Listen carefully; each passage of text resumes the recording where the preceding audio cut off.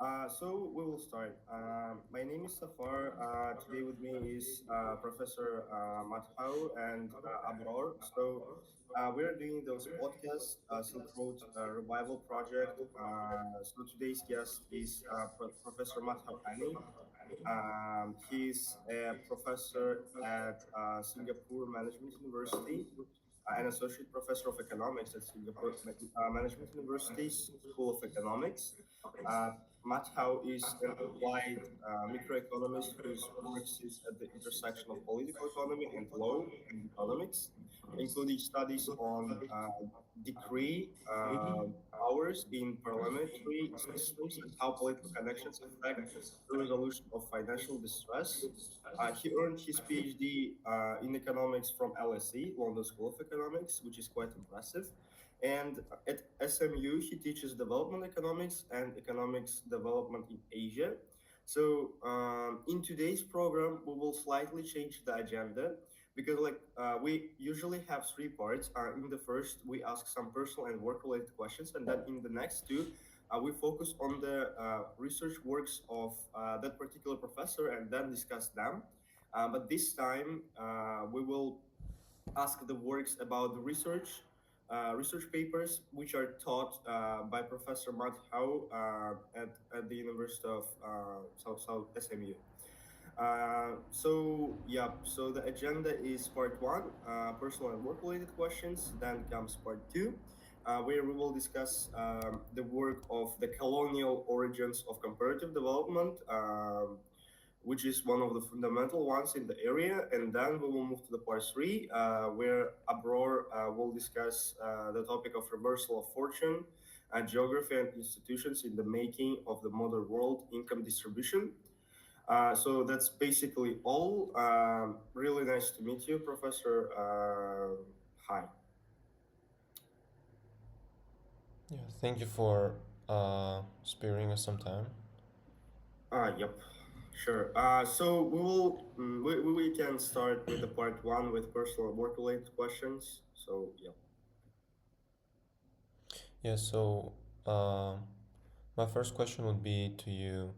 What first led you to economics? Was there a special moment, a person that made you realize that you want to pursue this field? Ah, no, there wasn't one person as such. It was my first degree was in law, and when I was studying law, um, I always expected to become a lawyer after I finished, but uh, my father who's also a lawyer, was quite um, s- I guess, insistent that I study something else, and I was also quite curious about studying more before I came to practice the law. And I, got into this master's program, which I really enjoyed in economics. And then after that, I had a lot of friends who were pursuing their PhD or thinking of pursuing their PhD. So, I thought maybe I'll try my hand at that as well. So I kind of drifted into it, I guess. And by the time you start doing your PhD, then academia seems kind of the um, natural course of action. So I went into that. Yeah. Um, but yeah, there was never really a plan as such. Yeah, Mhm. thanks for your answer. Pretty interesting, yes. My next question would be, what is one problem in the world that your work quietly keeps trying to solve? That I keep trying to solve. That you and your work keeps trying to solve, yes. Oh, I don't know if I ever thought of it in those terms. It was more that you are curious about something and you try and understand it a little better.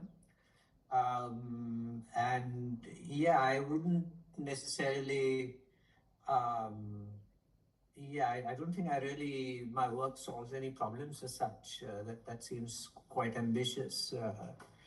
Um, just try and understand certain phenomena through a specific lens of tools that I've come to appreciate as an economist. Um, yeah. So yeah, I don't know. It Uh, sounds quite ambitious to think in terms of problems I'm trying to solve. Maybe problems more in terms of academic problems. Yeah, so there are, you come up with a research question, something that's maybe underlooked, that you think you can make some contribution to, and then start looking at data or a model, depending on what kind of work you're doing, and then you try and sort of understand that phenomena a little better. So that's kind of how Hmm. I approach it. Yeah. Thanks for response. yeah, that's very interesting answer because when I looked through your CV, I noticed that you did paper on basically the corruption in Indian courts, and then I realized probably you really care about it, and so yeah, that's very interesting. So Yeah, yeah. No, I mean the data set came together very nicely on that paper. I was working with a couple of friends of mine who I quite enjoy working with, and yeah, so we found some interesting results, and there was like a nice way of presenting it. We thought so. Yeah, but I guess it was never really. Um, it wasn't like we felt that this is a problem that sort of deserves, I don't know, the attention of the world or anything like that. It was more of out of academic curiosity that we were looking at it. I mean, to be clear, I'm sure there's a lot of corruption everywhere, not just in the Indian Supreme Court, many other institutions in India or elsewhere in the world. So it's not like there was any sense in which this particular institution deserved like special attention. yes, You yes, know. definitely. Uh, so the next question would be, how do we balance, for example, the big uh, demand of producing the research and equally big responsibility of teaching students? So, what's more important to you, for example, exploring the unknown or teaching what's already known? Yeah.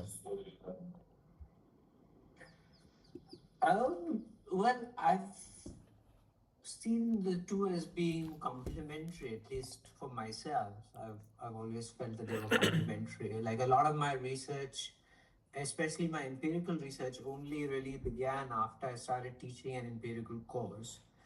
And then I started reading all these empirical papers and got interested. My PhD was mostly theoretical.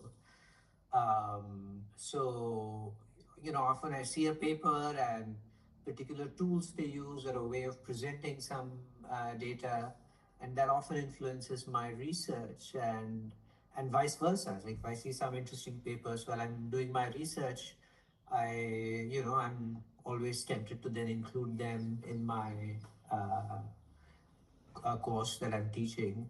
So, the two kind of support each other. I've always felt, rather than one being like a distraction from the other or something like that. Yeah. Got it. Um, so, Yep. Sorry for my camera. I will like get So, things done now. But like I'm like with a question. So, like the question is, what drove you to Singapore Management University? What do you special like in that study atmosphere?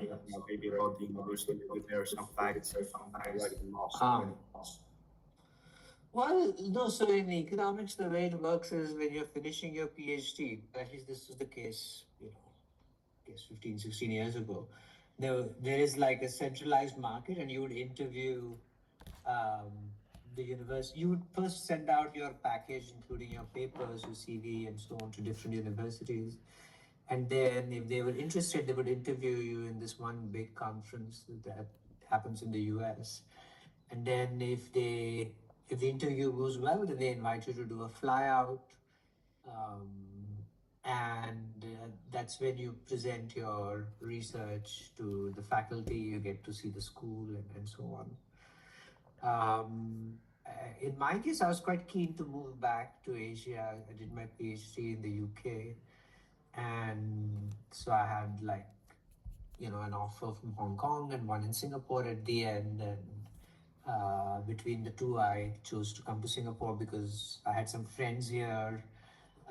Also, it just seemed easier to navigate the city compared to Hong Kong, as I'm not a Chinese speaker. So yeah, so those are the kind. I mean, I just got a nice feeling. The offices were bigger. I had nice interactions with the faculty here. So, and when I spoke to my professors back in my graduate school, they were quite supportive of my choice.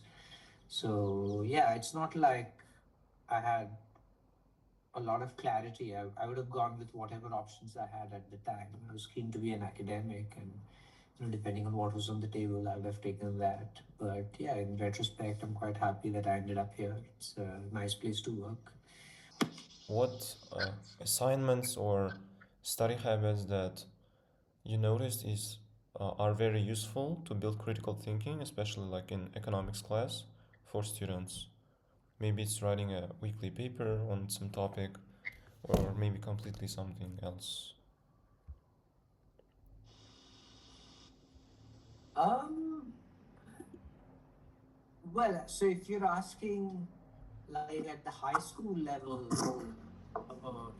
before you enter, say, an undergraduate degree program, um, I would say, I mean, focusing on your academics generally, but specifically on like your technical subjects, mathematics, statistics, even physics, I would say.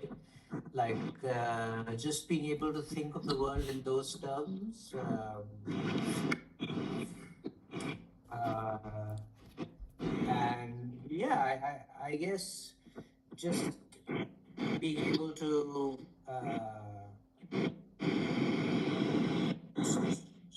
Is there a problem with my audio? Or is it-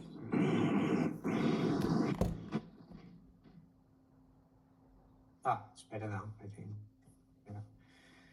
Um, yeah, I suppose other than those academic areas of focus, also just generally thinking about like making cognitive effort on things like problem solving, being able to sustain your attention for long periods of time.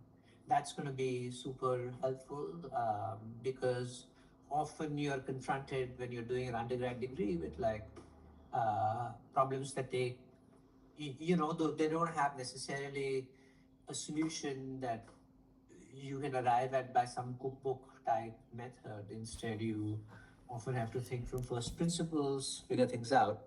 So just if you have a lot of stamina when it comes to exerting mental effort on different tasks, I guess, like fluid intelligence, then that's quite helpful when you're doing your econ degree. I would say, yeah. Mm-hmm. Pretty interesting. Thanks. So my next question would be about your academic journey. So, in your academic journey, like law and economics, they breach and come together. How do you think that legal training and experience improved your understanding of economics as a subject, and especially in political economy?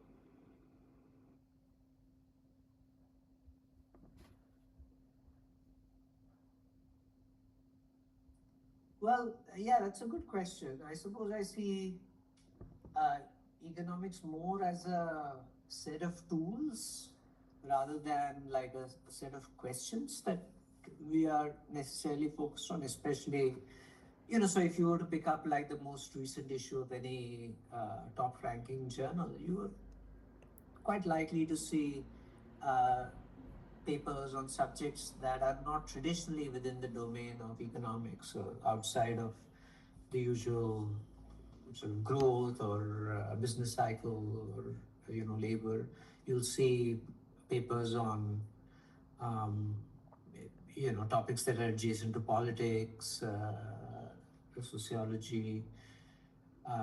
So I guess my training as a lawyer influenced more the kind of topics I find interesting in terms of doing my research, for sure. Um, so it affects more like the set of questions to which I apply the tools to, rather than the tools themselves. The tools themselves are kind of come from traditional economic theory, whether it's like using micro models or you know thinking of the world in terms of optimization or strategic behavior, or whether it's to do with the kind of empirical tools you use that you would learn in, say, econometrics.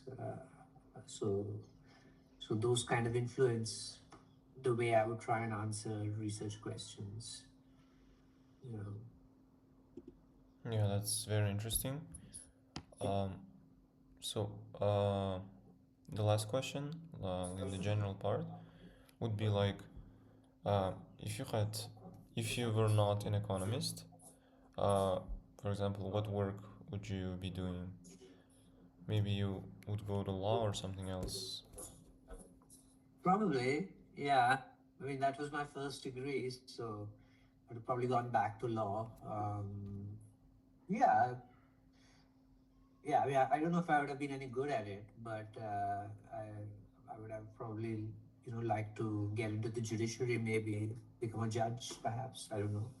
I would have had the opportunity, but that's what I would have considered, I think.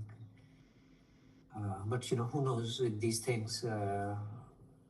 Unless you're actually presented with those choices, it's hard to know how you would, what choice would, how you would behave in a situation, I think. So, but yeah, I guess that's what I would, that's kind of the thing that seems most natural to me.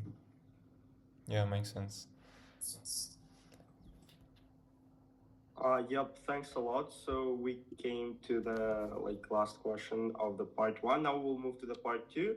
So it will be a discussion of the work, the colonial origins of comparative development. So if I may, I will briefly present the work. So this work was written by Acemoglu, Johnson, and Robinson in 2001. It is one of the fundamental ones in the area. What else? So it is taught in the Singapore Management University in the MSc program in economics, and it asks why some countries are rich and others are poor. So quite interesting for us. Their answer was that institutions. So this is rules of the game, certain norms, and enforcements that shaped that behavior. They found that places where Europeans could safely settle build protections for property and limits on rulers, where high mortality colonies got causality. They also use historical settler mortality as an instrument for institutional quality and to find large effects on modern GDP. So once institutions were announced for geographically, being in Africa or near the equator, doesn't explain lower income. So in a nutshell, I would say that it's a chain of history, institutions, and then comes development and prosperity. So that's basically all. I hope I presented it in adequate terms. And my first question would be, why exactly is this work chosen as one of the core ones in your MSc economics course? Yeah, so this paper was, quite a um, uh, formative paper for me. It came out when I was in graduate school. It was, all that people could talk about, I remember at the time. Um, the the reason why this paper is interesting, I think, is because it was one of the first papers in this empirical literature that tries to identify the causal effects of institutions on economic outcomes. And, for the time it was written, it takes the issue of causality, it kind of pushes the envelope, I think, on how we think about causality, and how we extract causality from the data. Um, the problem that the paper tries to address is that it's relatively easy to establish a positive correlation, say, between um, the protection of property rights. So you have all these measures of how good institutions are. You can get data on that. A country like, say, the United States would have a very high number on a scale of 1 to 10. It would have like a close to 10 on how well property rights are protected. Then something like, I don't know, North Korea could have a very low number. Um, and you could correlate that with measures of GDP per capita. And what you would likely find is a very strong positive correlation there. So countries that tend to have better protection of property rights also tend to have higher GDP.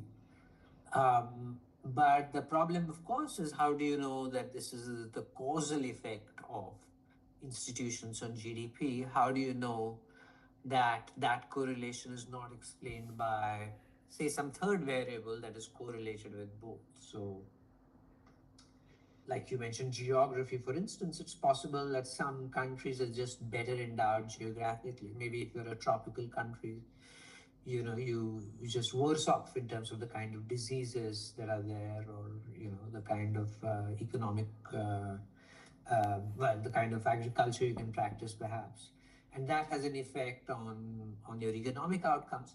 But simultaneously, these places just, historically, are not able to develop strong protection of property rights. So, if that were the case, then the correlation may simply be a correlation and not a causal relationship. So, this is a paper that takes this concern quite seriously, and for the time, I think it proposes ways of identifying the causal relationship between two variables in a way that was quite interesting and yeah, somewhat unique, I think, for the time. So that's what was the big contribution of this paper. Yeah. Mm-hmm. Thank you, Professor Annie. So, my question would be, in one clear story, how do you think safer places for European settlers led to different rules, different investment behavior, and different incomes today?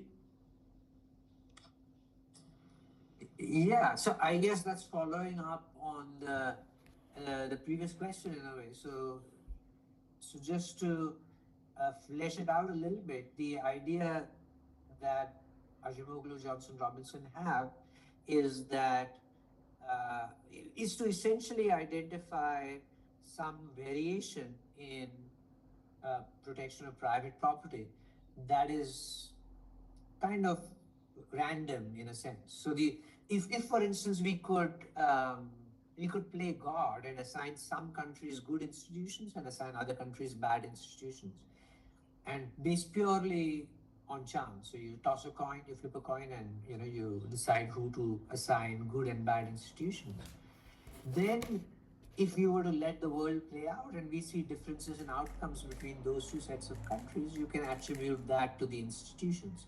Because the idea is that the only difference between the two is purely the toss of the coin. They are otherwise identical, but one set of countries ended up with good institutions, the other with bad. It's not related to the other third variables like geography or anything else. So in that particular paper, what authors propose is trying to find variation in these institutions that's caused by the colonial experience. And the story they tell is a story of, well, when Europeans settled in these different parts of the world, there were some parts of the world where they found that the environment quite hostile. So, say places in Africa, some places in Asia, Latin America, a lot of them died due to diseases like malaria and so on, to which they were exposed to for the first time. And the best strategy they could come up with, given that reality, was to set up extractive institutions. They thought this is not a place we want to stay in, best to extract it and go back.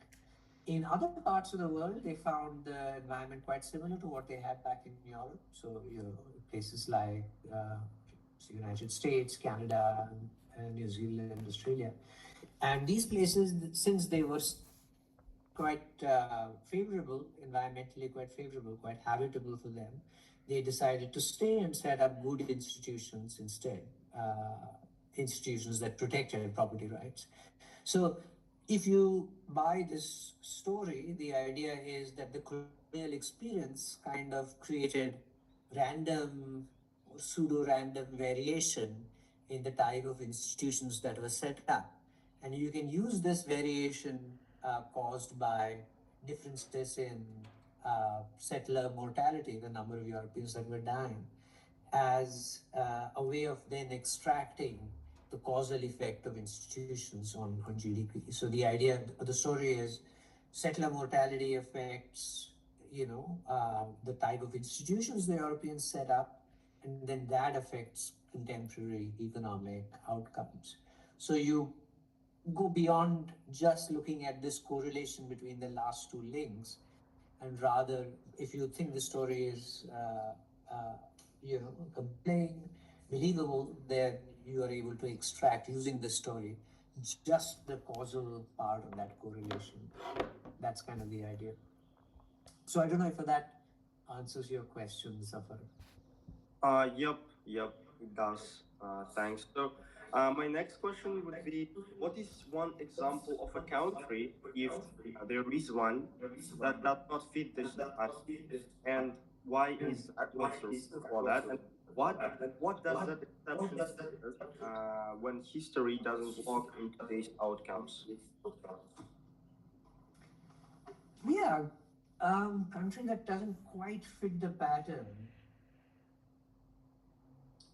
Um, I suppose probably Singapore would be an example of a country that doesn't quite fit the pattern, perhaps because the okay, so I haven't looked at the data on this, but I would imagine the settler mortality, at least initially, was quite high, given the disease environment was, very much tropical, similar to, other parts of Southeast Asia or Africa. Um, but nonetheless, uh, the kind of institutions that it ended up with were quite good.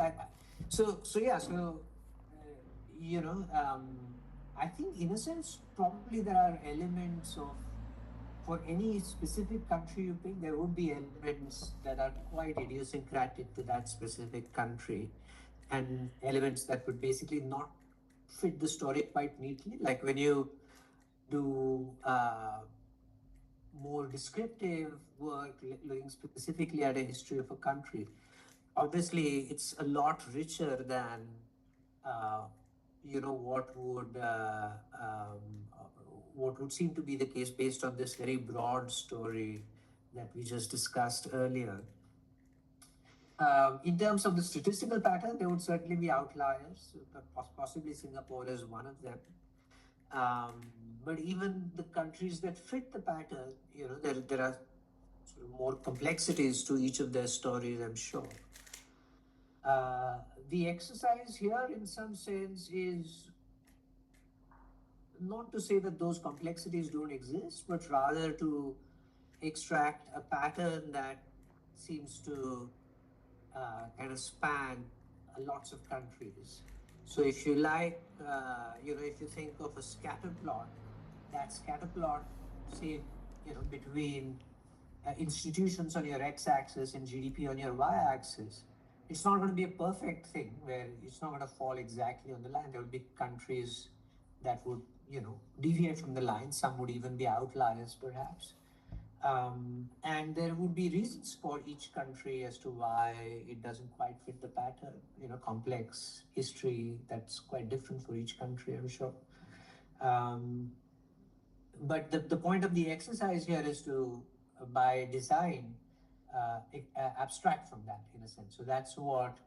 Uh, um, so methodologically, as economists, we are not very well equipped to, uh, well, say anything that's quite intelligent about specific data points in a larger set, right? We kind of use the full data set to find patterns that seem to emerge when you look at countries, this cross-country data as a whole rather than looking at kind of specific points. But yeah, so um, I suppose this is more of a mm, pattern that Acemoglu, Johnson, Robinson are claiming sort of applies across a large set of cross-country data, rather than a pattern that's meant to say anything super intelligent about the trajectory of a specific country. Mm, very interesting, Professor Annie. So my last question, not like completely about the work, but overall. So for an 18 or like for a young founder or policymaker, let's say, listening to this podcast, what simple checklist would you use to judge if a place's rules will support investment and innovation? Hmm. Simple checklist.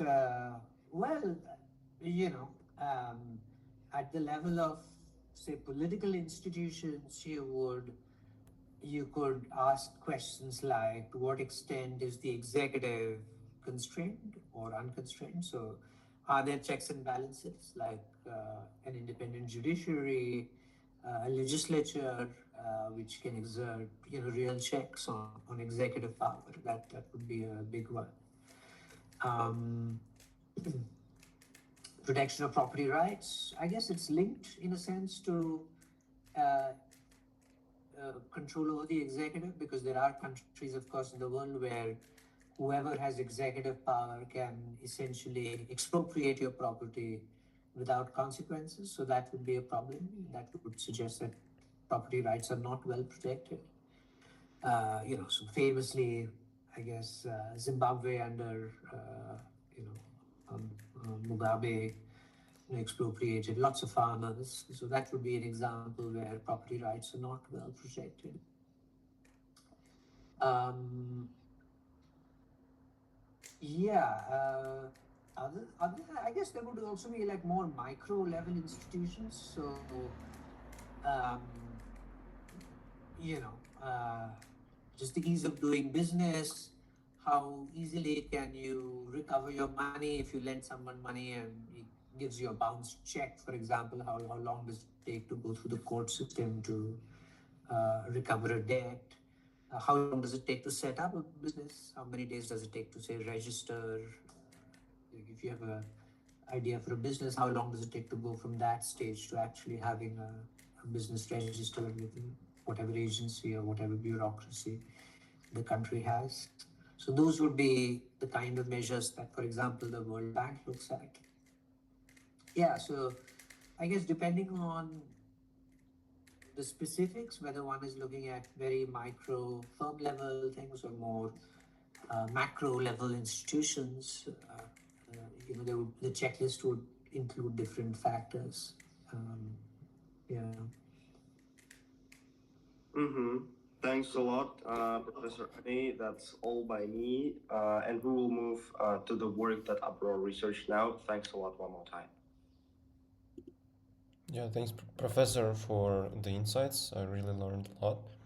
So I would like to discuss some different paper of Acemoglu, Johnson, and Robinson from 2002, and that's basically a reversal of fortune, geography and institutions in the making of modern world income distribution.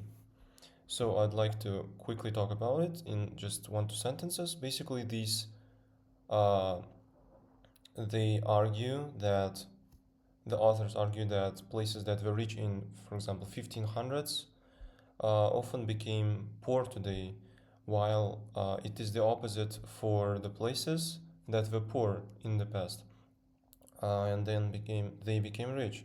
So it's reversal.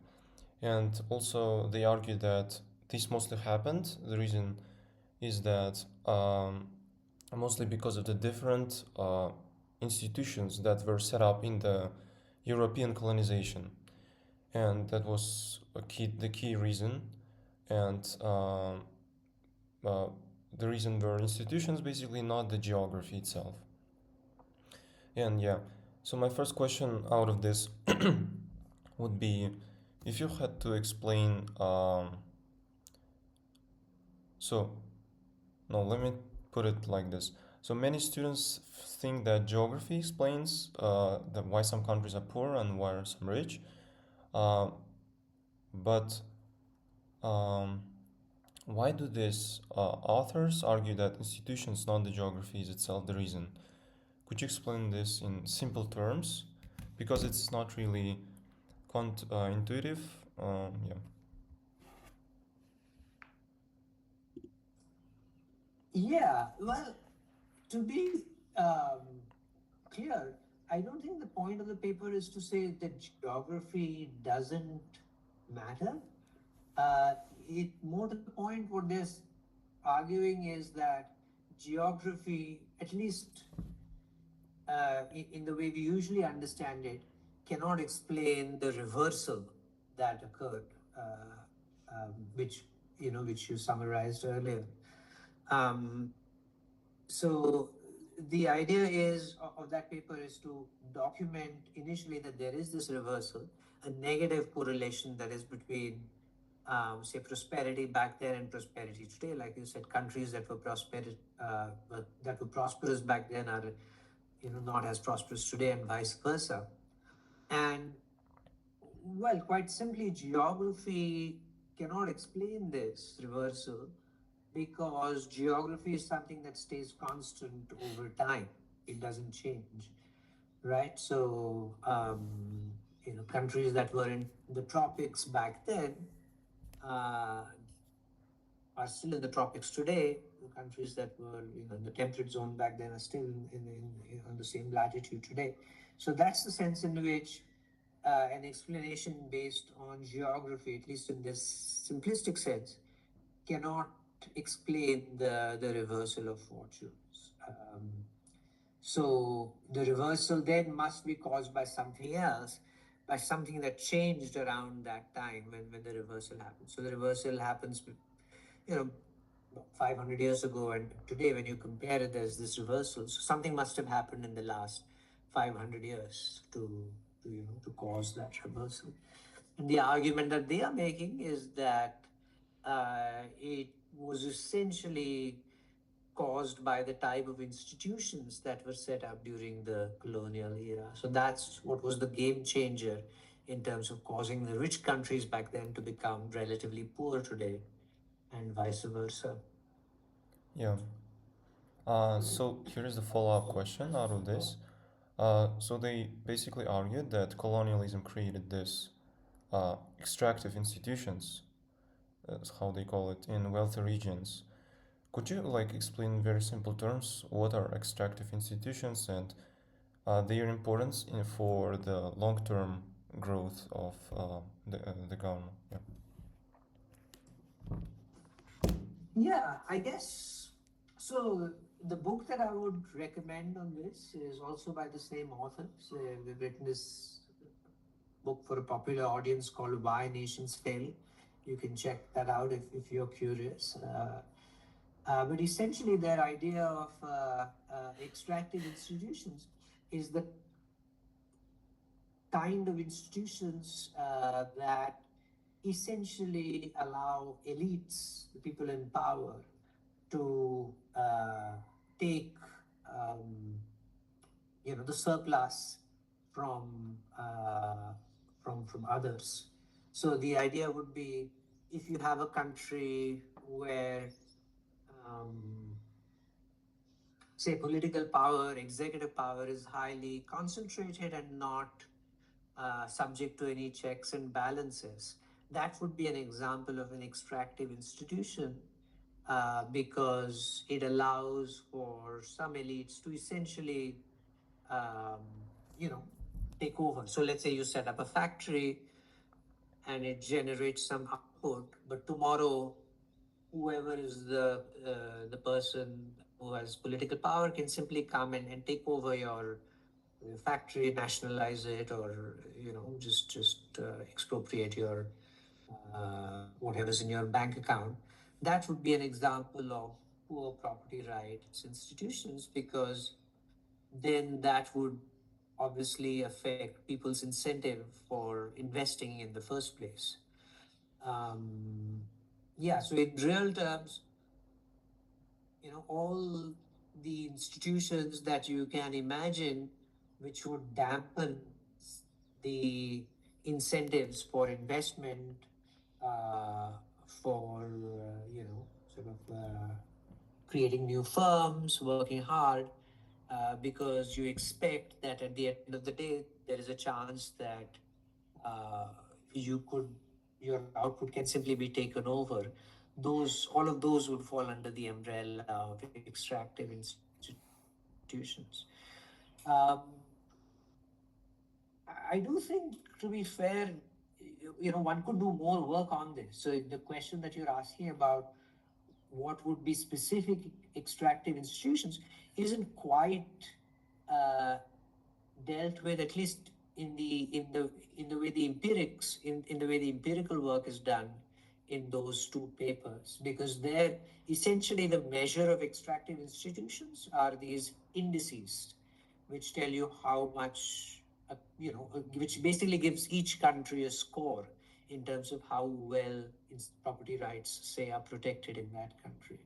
So it doesn't go beyond that in terms of, say, disaggregating what those institutions are. Rather, they are based on perceptions of experts in terms of how well property rights are protected in the country. Yeah. That's very interesting insight. Uh, so let's go back to the 19th century because that's the era when the reversal really showed up. Because in the 19th century, there was a critical moment when the institutions began to matter more for growth. Why do you think that was the case? For example, what changed about the global economy during industrialization period that made institutions kind of the critical thing? Yeah, so the argument that they are making is based on uh, the time of history when we saw uh, sort of rapid expansion of economic output due to the Industrial Revolution. So this is, sort of mid to late 18th century, 19th century.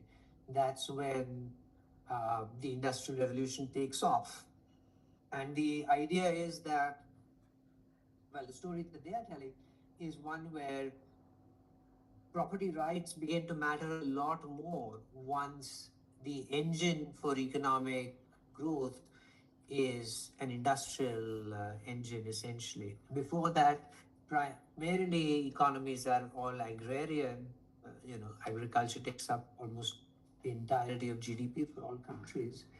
Um, and although you can imagine that property rights institutions even matter back then, they probably matter less so than in a world where um, output is far more dependent on investment, the way it is in the age of industry. So you need, say, somebody with capital to invest, to start a factory, to be able to hire workers.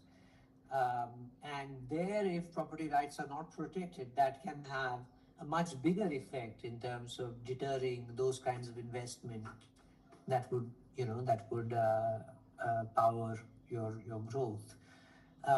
So one of the results that they show in that paper is essentially that property rights matter, but the effect of property rights really magnifies once the industrial revolution gets underway.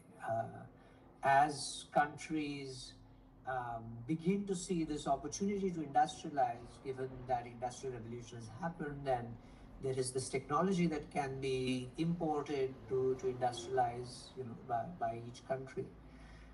That's when bad institutions really become a drag because they mean that those opportunities are not taken up. And the countries where those institutions are absent or where good institutions are present, um, there the opportunity to industrialize then translates into actual industrialization. So, United States would be a good example of that, having set up good property rights institutions, say in the late 1700s or whatever, or arguably even before that. It was kind of well placed to take advantage of the industrial age. Uh, yeah. Does that make sense? Yes, yes, it's pretty clear. Thank you. So the next question would be about the policy making. So if you could imagine that, so if history shaped institutions like so powerfully, what can policymakers in developing countries, and if we take, for example, the Central Asia region, Uzbekistan, Kazakhstan, and other countries, what can these countries do today that to escape the kind of the legacy of extractive institutions? Yeah, that's the $1 million question in a way. To be honest, I don't really know. It's one thing to be able to, spot a pattern in the data, but to be able to say, even if good institutions matter, how does one get to that stage where one has good institutions? That's not, that's far from a trivial question. When you think of, say, Central Asia, of course, um, coming out of the history of the 20th century in terms of, Soviet Union and all of that, uh, I think it's too simplistic to say, okay, just privatize everything and things will work out. I mean, we have seen examples where hasn't necessarily worked. So the one of the insights of people who worked on this literature is that often you may be able to change institutions in a cosmetic way, but the elites may still be able to maintain their power just by co-opting, new institutions. And you kind of see that in many countries, right? So, uh, arguably, Putin, cut his teeth while he was still in the KGB or whatever, and so him and certain elites have managed to stay in power even through this institutional transition. So yeah, it's not entirely clear how you can change these sort of macro level institutions. Um, perhaps sort of less ambitious small scale reforms have more hope of succeeding because they don't upset the apple cart in the same way. The idea is if one tries for very large scale reforms, it's going to be um, somehow uh, put out by the elites. They just put their foot on it and stamp it out.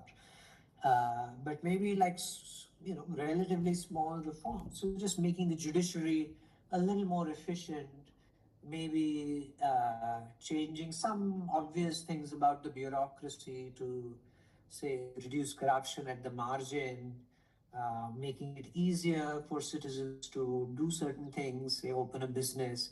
Maybe small things like that that are not uh, big threats to whoever has power, whoever the, is not a big threat to the status quo, so to speak. Those have more of a chance of succeeding, perhaps. Like, in fact, when you think about like the big institutional changes that have happened, arguably they haven't yielded sort of long run benefits in the same way that perhaps less ambitious small scale reforms have. So you think of something like the canonical example of a large scale institutional change would be like the French Revolution, let's say, or the Russian Revolution, the Bolshevik Revolution in early 20th century. Um, yeah, not perhaps it seemed huge at the time, but in the end, didn't really lead to sort of long run, stable, positive changes for people. So I think it's something that we're still figuring out. We don't know the answer to that question. We certainly are far from knowing like a comprehensive answer to that question. But maybe being more modest in the kind of reforms one pursues is, it sounds kind of not very sexy, but maybe that's what that's where it's at, perhaps. Yeah. Yeah, definitely.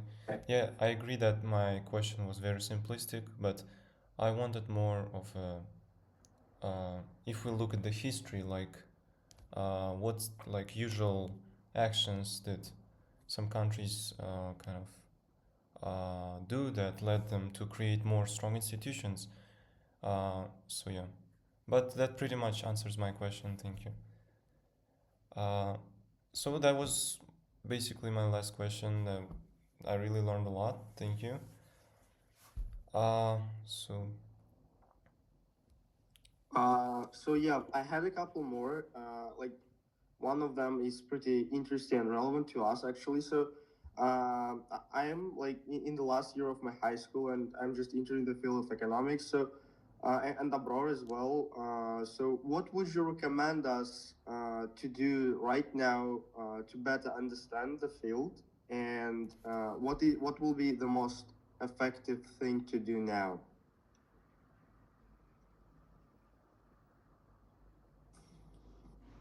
Um, well, if you are interested in studying economics, finance down the road, I would certainly suggest that you, at least academically, you focus a lot on your, technical skills in terms of, say, mathematics, statistics.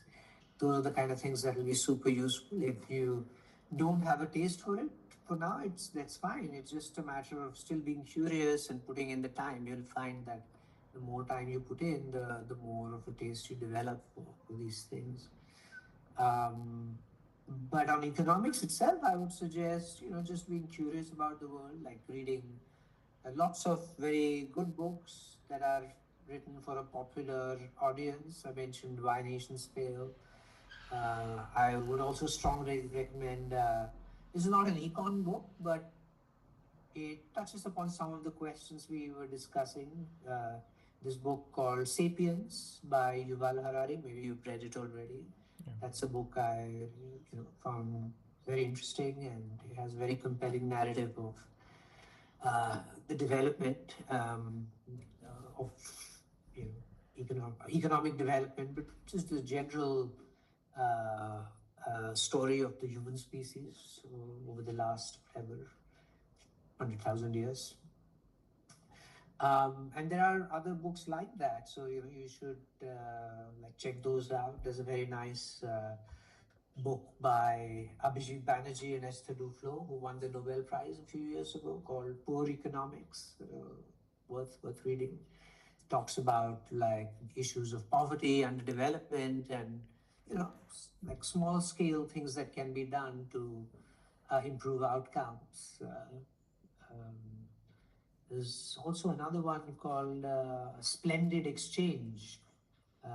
Forget the name of the author now, but it's basically a history of international trade that goes back a few thousand years. Very, very, very nicely written book, I thought.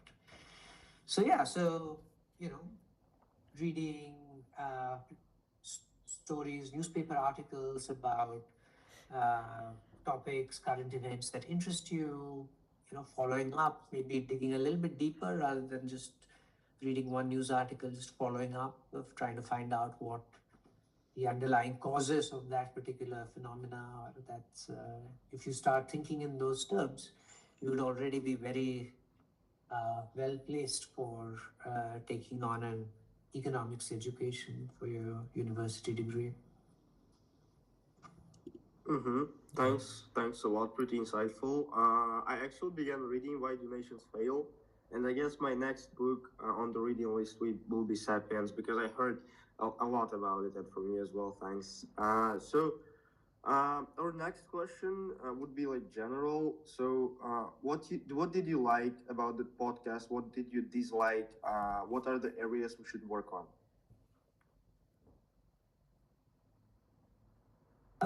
No, I enjoy talking to you guys, so I don't have any negative feedback or anything like that.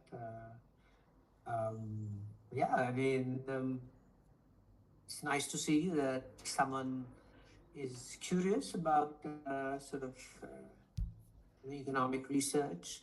That's um,